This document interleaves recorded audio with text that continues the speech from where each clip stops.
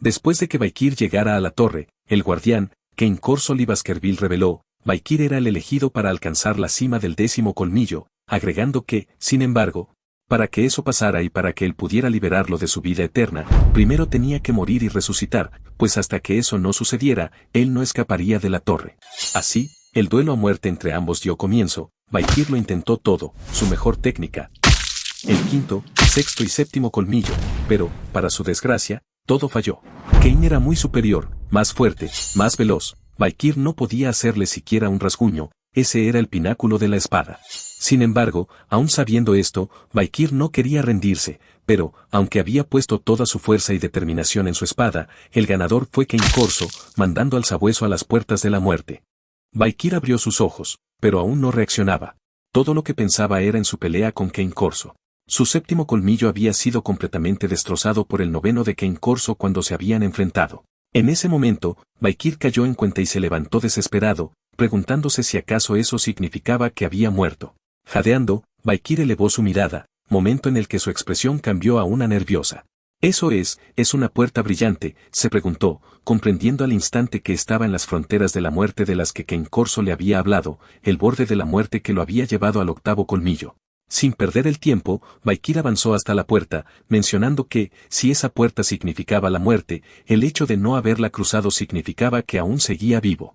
Claro, era un alivio no estar muerto, pero ahora no podía dejar de pensar, esto era tal y como Kane Corso decía, esto era el destino. Desde el hecho de llegar a la torre, perder su pelea, terminar en los bordes de la muerte, todo para alcanzar el 10º colmillo, todo era como Kane Corso había dicho. Con una mirada triste, Baikir apretó su puño en su pecho, pensando que, si lo que Kane Corso había dicho era cierto, antes de su regresión, al ser decapitado, la condición para el 9º colmillo se había cumplido y, al regresar de la muerte gracias a la regresión, había cumplido la condición para el 10º colmillo, tal y como si el destino lo hubiera escogido.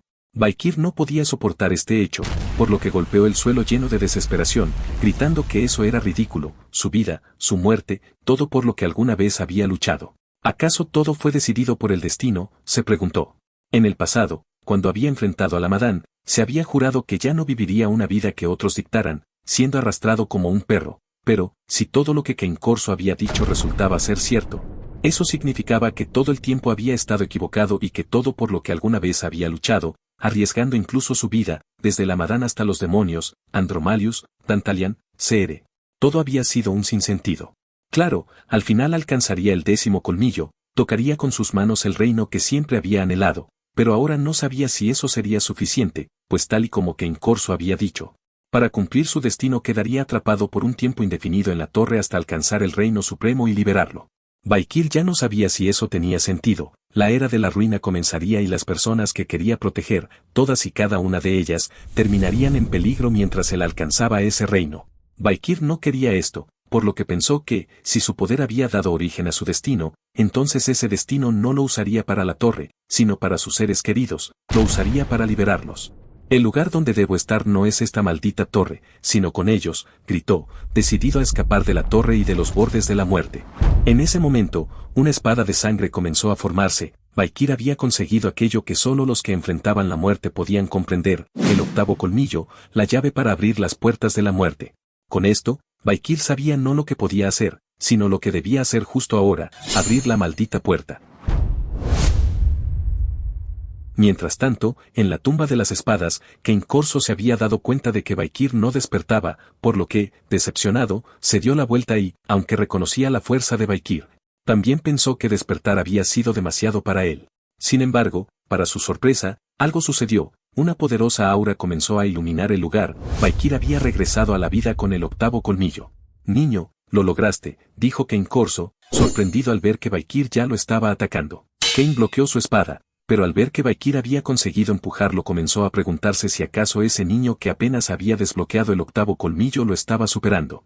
De nuevo reconoció su fuerza, pero agregó que aún le faltaba mucho por recorrer para alcanzar su destino.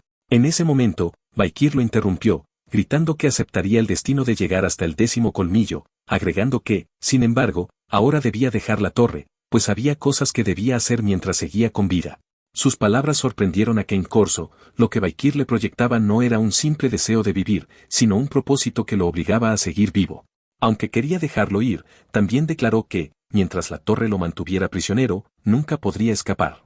Kane Corso había dicho esto, pero un segundo después las puertas comenzaron a abrirse, sorprendiendo a ambos, aunque claro, más a Kane Corso, este no podía entender por qué se habían abierto.